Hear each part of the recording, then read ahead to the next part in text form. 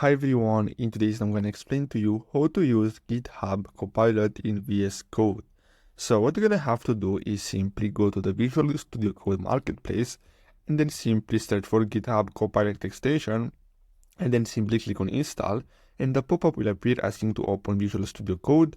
Then simply click open Visual Studio Code, and in the extension GitHub Copilot tab in the Visual Studio Code, simply click on install.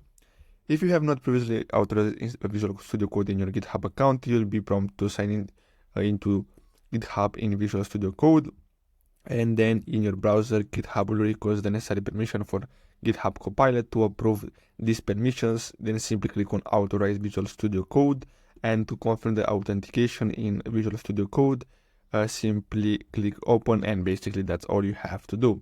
So, I really hope you found this video helpful. Don't forget to like and subscribe, and I'll see you in the next video. Thanks for watching.